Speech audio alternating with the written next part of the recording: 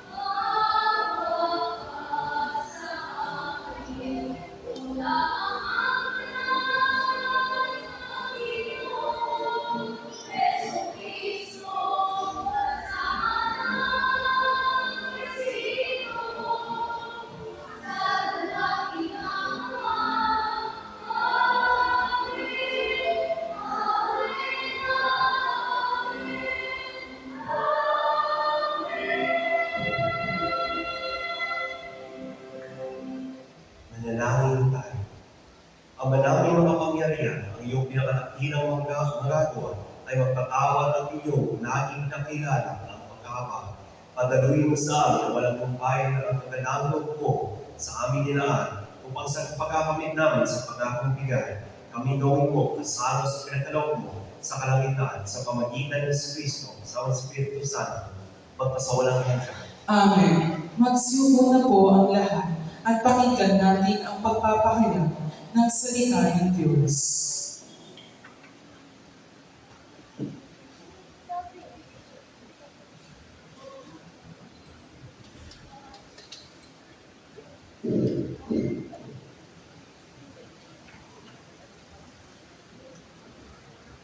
Pagbasa mula sa aklat ng mga bilang.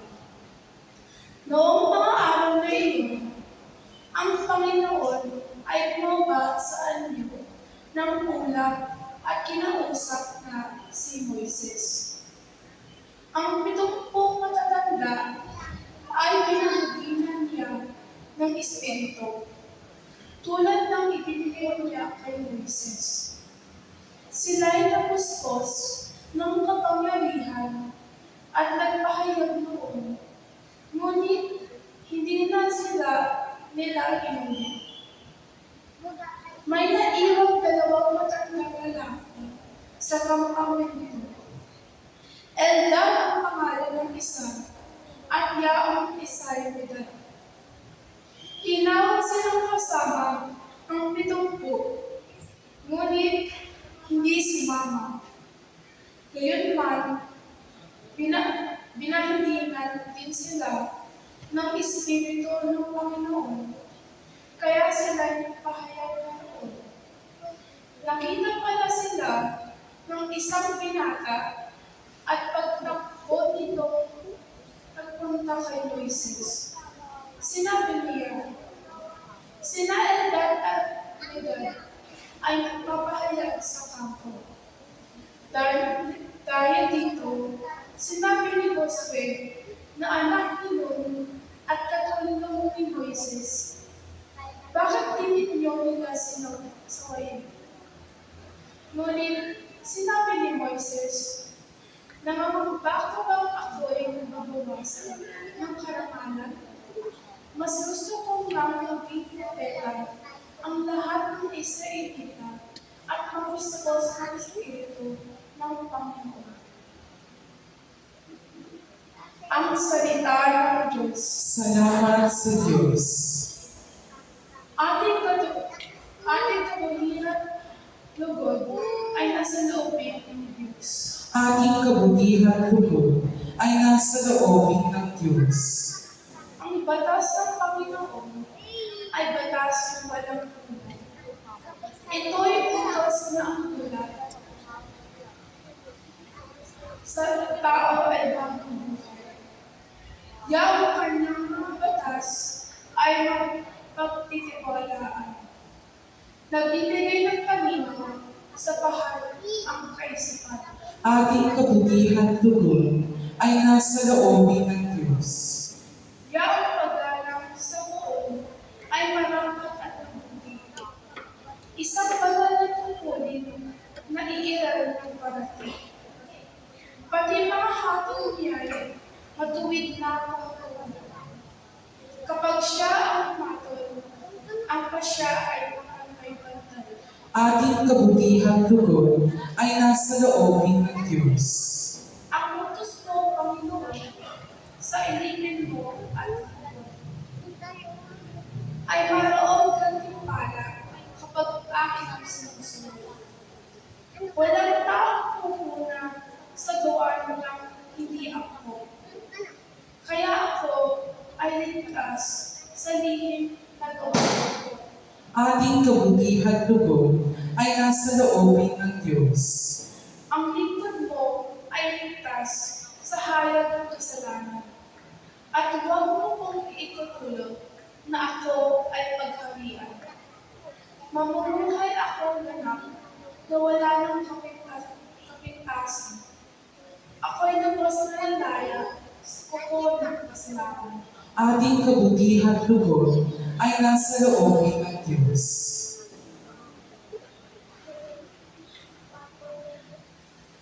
Pagbasa mula sa sulat ni Apostol Santiago. Pakinggan ninyo ito, kayong mayayaman.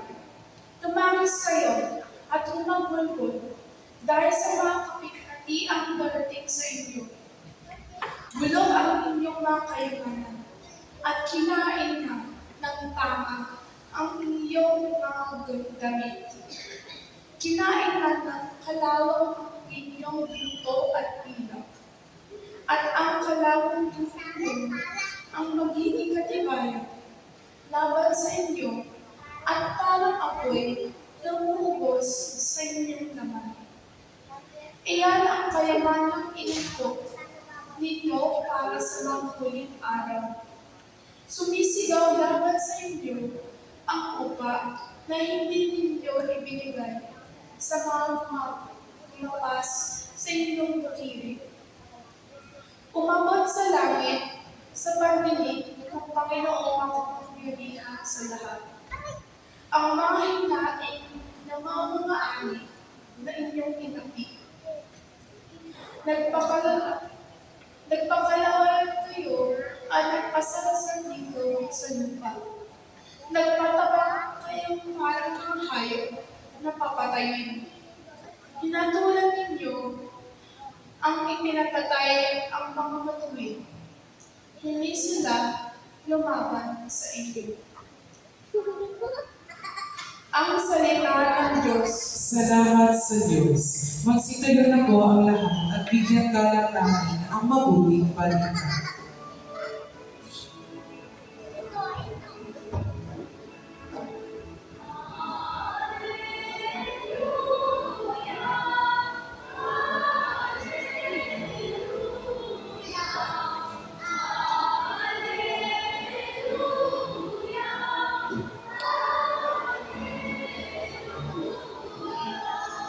Amang Diyos ni Jesucristo, ang salita mong totoo, kami ay pabanalin mo.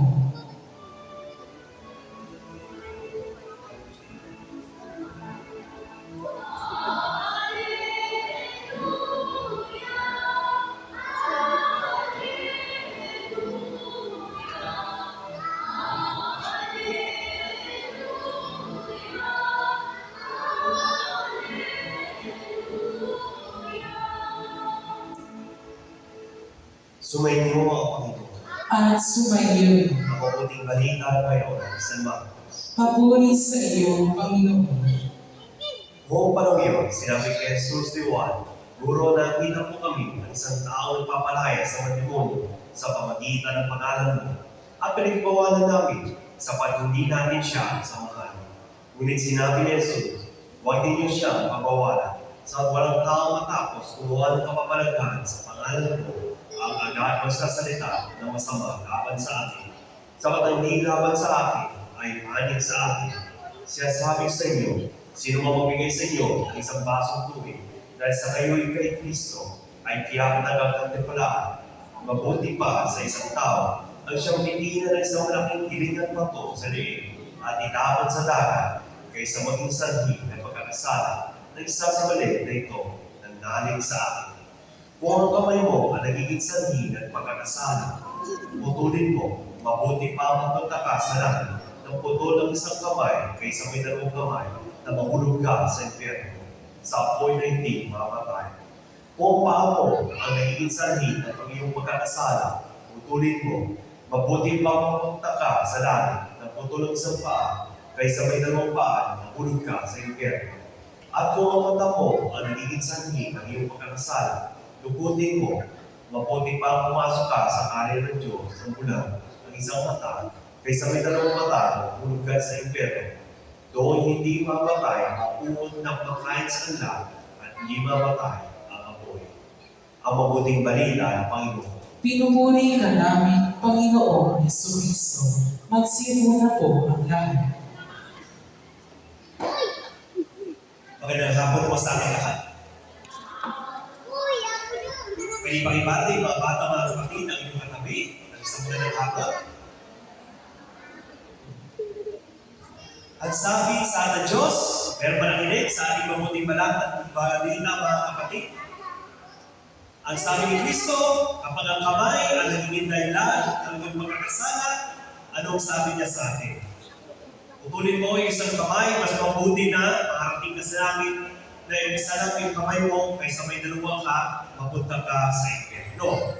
Pero para sa inyong mga bata, para sa maintindihan ninyo ang sinasabi ni Jesus, hindi niya naman literal na sinasabi putulin niyo ang inyong mga kamay, ang inyong mga paa.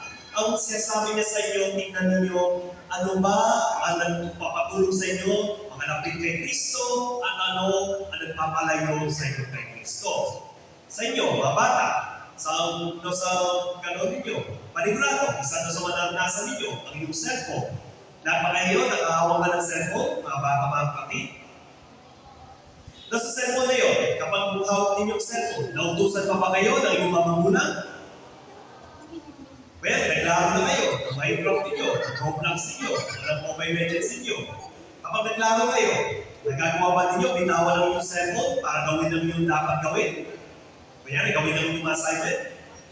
Kasi merong ibang bata, hindi na nila magawa bitawan lang ng cellphone. Kunyari, naglaro na sila. Kahit kapag kinukulit mo sila, naglaro sila, maggalit sila. Minsan, magsasabi pa sila, kaya ano-ano daw sa kanilang mga magulang. O yung mas mahirap pa diyan.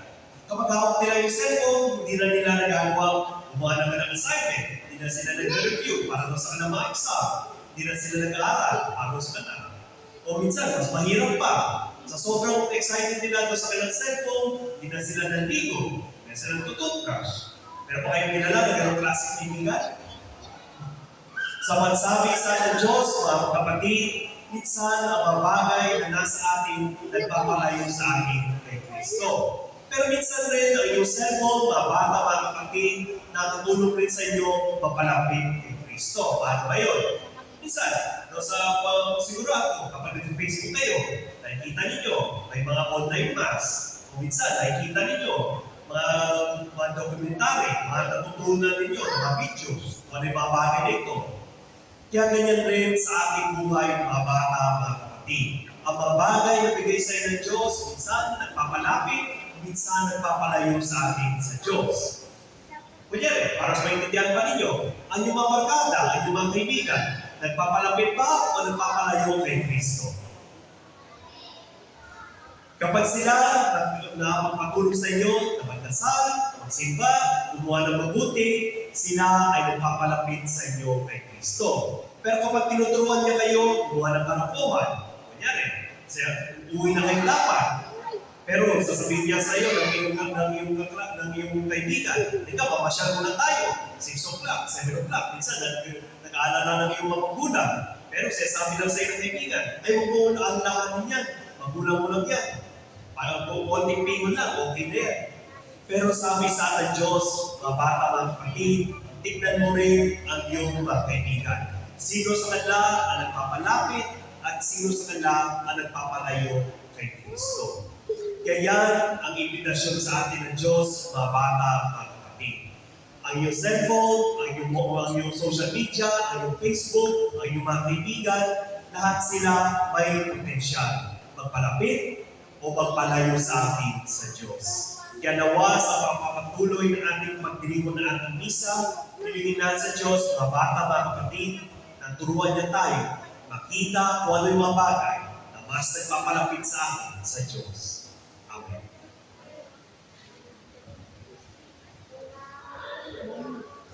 Magsitayo na po ang lahat.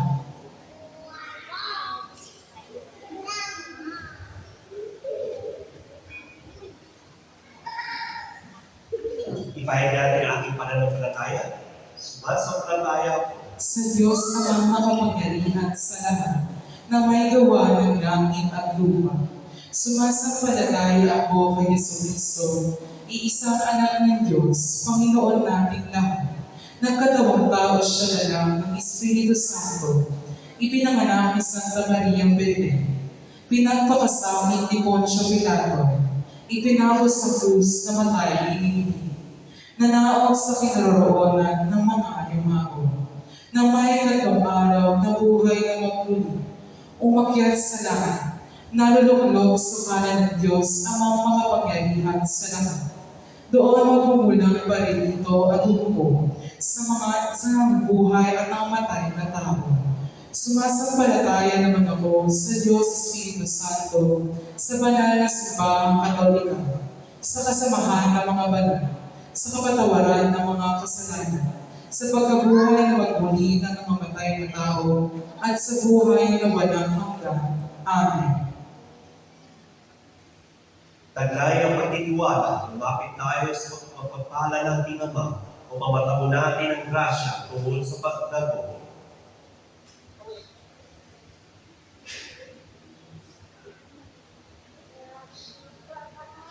Tungo sa pagdago, sa buhay at pananampalataya, Panalangin na din natin ang lahat ng ating kababayan, migrante at mananayan sa bunan ng pamilya. Sa din tayo mananalig. Panginoon, tingin mo ang aming panalangin. Panginoon, dinggin mo ang aming panalangin. Patuloy nawang gabayan ng Espiritu Santo ang mga pinuno ng simbahan at ang Pontifical Council of the Apostleship of the See sa kanilang pagkalinga at pagbibigay ng suporta sa mga manlalayo. Manalangin tayo. Panginoon, dinggin mo ang aming panalangin.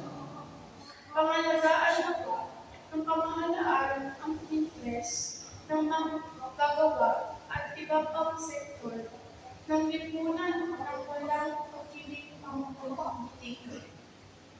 Manalangin tayo. Panginoon, dinggin mo ang aming panalangin. Makikita nawa ng pag-asa ang mga may sakit, mga nanunungigila, at mga biktima ng karahasan sa tulong ng pamayanan at pamahalaan. Manalangin tayo. Panginoon, dinggin mo ang aming panalangin. Hilumin nawa ng Panginoon sa lalong madaling panahon ang mga kapatid namin may malubhang karamdaman. Makatagpo nawa sila ng pag-asa sa mga taong kumakalina sa kanila. Manalangin tayo. Panginoon, dinggin mo ang aming panalangin. Sa binyag, minarapat mo kami maging mga anak mo. Patuloyin mo nawa sa iyong kaharian ang mga kapatid namin nawa. Manalangin tayo. Panginoon, dinggin mo ang aming panalangin. Sa ilang sandali ng katahimikan, itaas natin sa Diyos ang ating pansariling kahilingan. Gayon din ang mga taong lubos na nangangailangan ng ating panalangin.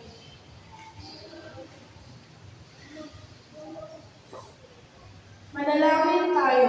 Panginoon, dinggin mo ang aming panalangin. Ang pagpala namin Diyos, tingin mo ang pagsumamo ng iyong bayan. Tulungan mo kami at gabayan sa pamagitan ng aming pagpapahanginan upang maging ganap sa amin ang pag-ibig mo at ni Jesu Kristong anak mo, aming Panginoon. Amen. Magsiyo na po ang lahat.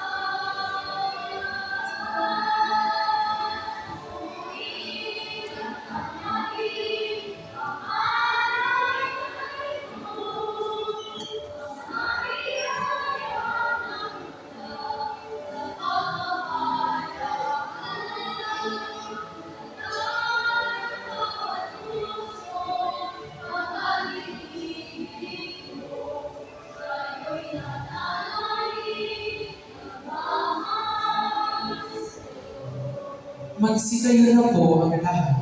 Manalangin kayo mga kapatid, mapagkain natin ay kamutan ng Diyos sa pamapangyarihan. Tanggapin nawa ng Panginoon itong paghahalik sa iyo, mga kamay, sa kapurihan niya at karangalan sa ating kapakinabangan at sa buong sambayanan niyang banal.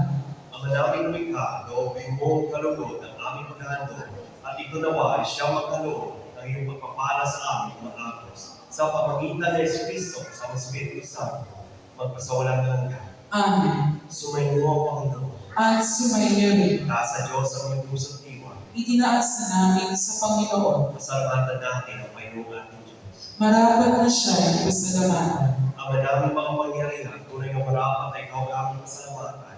Nasa iyong aming buhay, pagkilos at pag-iral sa pamuhay namin araw-araw. Tinatalabasan namin ang iyong pagmamahal sa pag-ibig mo pinunta sa sangatauhan. Ang Espiritu Santo, unang alip bigay, ang anak mo ang lagod sa amin, ang katiyakan ng laang mabuhay kami sa piling mo kailanman. Kaya kay San Manghel, siya ang papuri sa iyo na walang humpay sa kalangitan. Kami nagpupunyi sa iyong kadakilaan.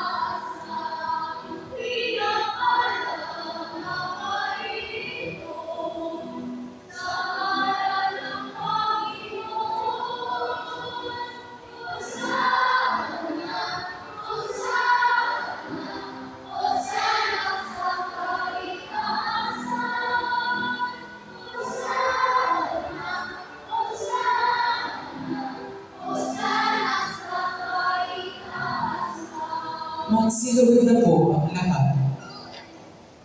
Ang manapit na lang, ikaw buka ng kalagkapalan. Kaya sa pamagitan ng Espiritu, gawing banal mga tawag na ito upang para sa amin, maging katawan at dugo ng aming Panginoon sa Kristo. Bago niyang pinitig sa pusang loob, maging handog, ginawa niya tinatay, pinasalamatan kanya, pinaghagi-hagi niya yun, iniabot sa kinamalagan at sinabi, tanggapin ninyo lahat ito at kanin. Ito ang aking katawan na inaanay para sa inyo.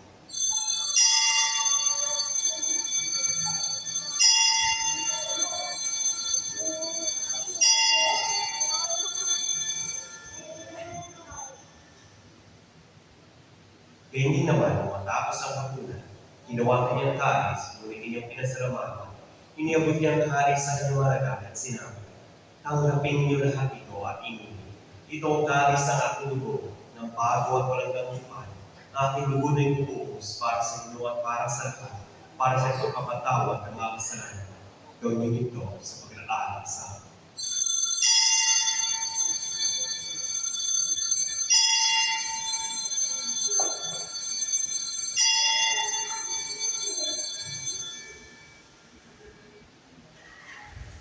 Magsitayo na po ang lahat. Ipagpuni natin ang misteryo ng pananampalataya.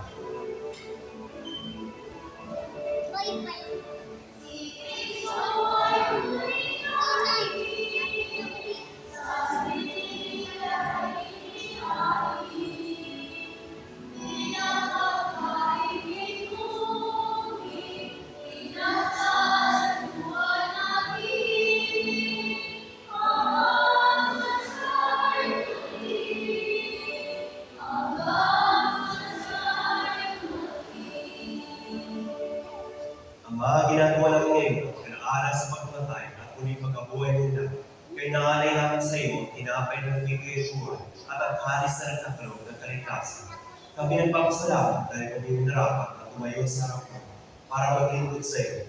Isinasama namin kami magsalo-salo sa katawan at dugo ni Kristo ay mapuplod sa pagkakaisa sa pamagitan ng Espiritu Santo. Ang mga ligangin mo isipang nag-alam sa buong daigdig, puspusin mo kami sa pag-ibig kay San Francisco na aming Papa, Pablo Benedicto na aming Obispo at tatanan ng Panginoon. Kalahan muli ang mga kapatid namin na may pag-asay sila yung muling mabuhay, kaya hindi na lahat mapumano. Kaawaan mo sila patuloyin sa ikliwanagan. Kaawaan mo kaya dapat kaming lahat na makasalo sa iyong buhay o na wakas. kaysa ng mahal na Birhen Maria na ina ng Diyos, kaysa ni San Jose na pag-iyak ng kanyang puso, kaysa ng mga apostol na hapmabanal na nabuhay din sa itim, naghalululod sa iyo, may pagdinawa namin ang papuri sa ikararan mo sa pamagitan nila na aming Panginoong Kristo. Sa pamamagitan ni Kristo, kasama niya sa Kanya, ang lahat ng parangal papuri sa iyo, Diyos ang mga makapangyarihan, kasama ng Espiritu Santo, magpasawalang hanggan.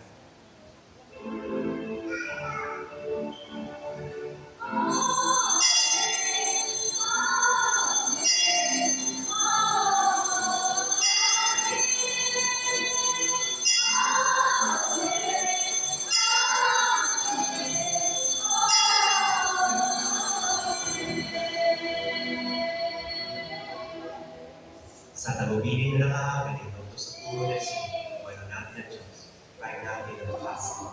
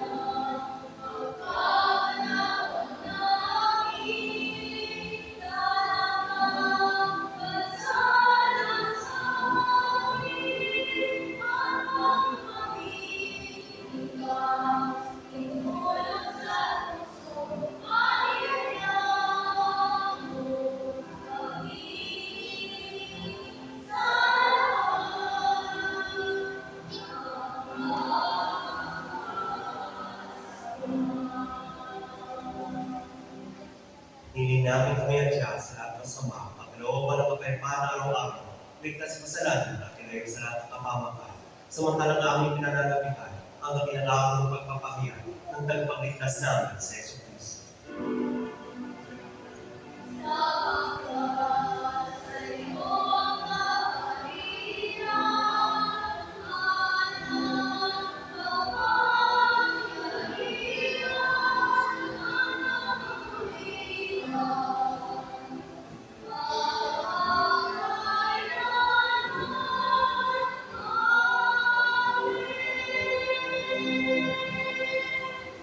Panginoong Kristo, sinabi sa iyong gusto, kapayapaan ang hingog sa iyo, ang ating kapayapaan binibigay sa iyo. Tunay ang mga pananampalataya, huwag aming magkakasala. Pagkalooban mo kami ng kapayapaan kakaisa, ayon sa iyong kalooban, kasama ng Espiritu Santo, magpasawalang hanggan. Amen. Ang kapayapaan ng Panginoon ay natin sumunod. At sumayin, Bigayan tayo ng kapayapaan sa isa't isa. kapayapaan po sa ating lahat.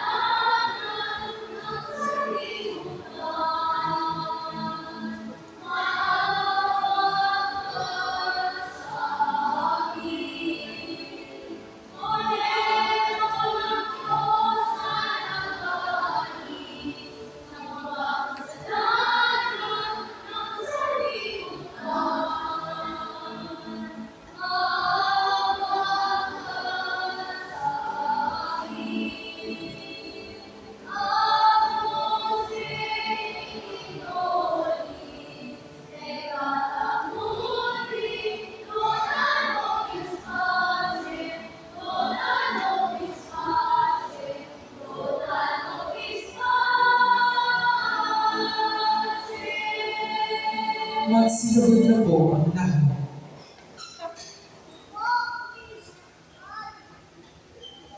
Ito ang kordero ng Diyos. Ito nag-aalis sa mga kasalanan sa sanlibutan. Mapalad ang nangyari sa kanyang pagkain. Panginoon, hindi ako karapat-dapat na magpatuloy sa iyo, ngunit sa isang salita ko lamang ay gagaling na ako.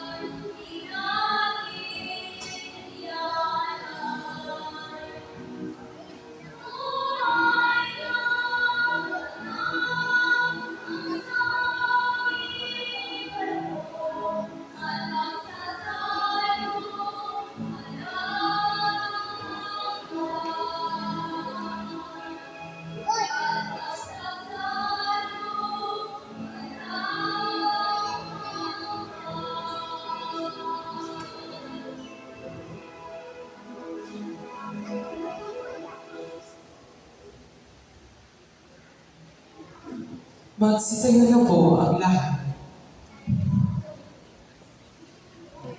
Panalangin tayo.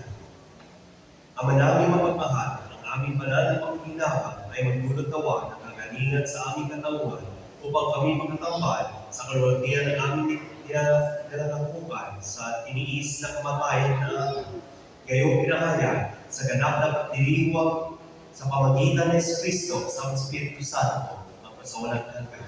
Amen. Magsilawat po ang lahat para sa panalangin, para sa pamilyang migrante. O Diyos na aming Ama, buhay ng biyaya at buhay. Pagpalain mo po ang pamilya ng mga taong lakas loob na dumayo sa ibang bansa upang maghanap buhay. Palakasin mo sa lahat ng pagkakataon ang isip at katawan ng mga ama't ina upang makapamuhay para sa kapakanan ng kanilang pamilya.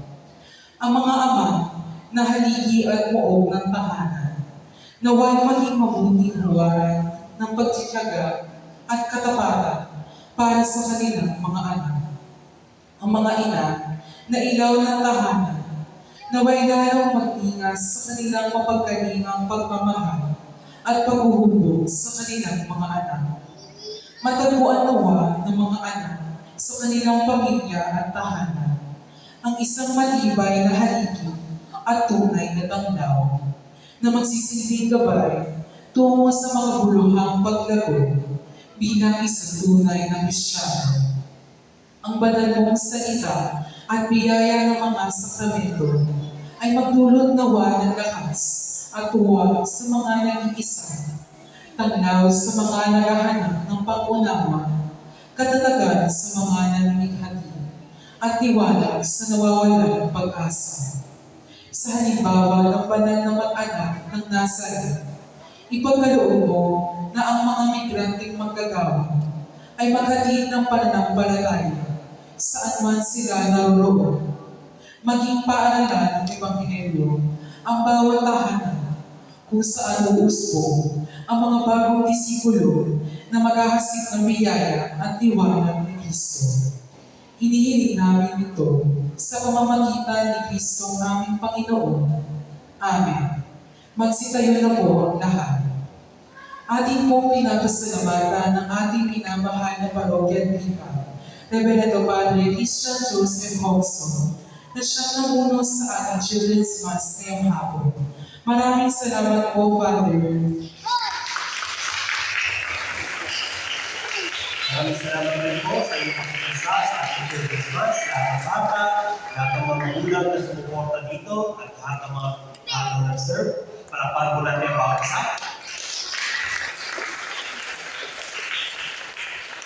Sumayin mo ang Panginoon. At sumayin. At pagpalain tayo lahat ng mga pangyarihang Diyos, ng Ama, ng Anak, ng Espiritu Santo. Amen. Tapos ang ating misa, humayo tayo sa pag-ibig ng Kristo. Salamat sa Diyos.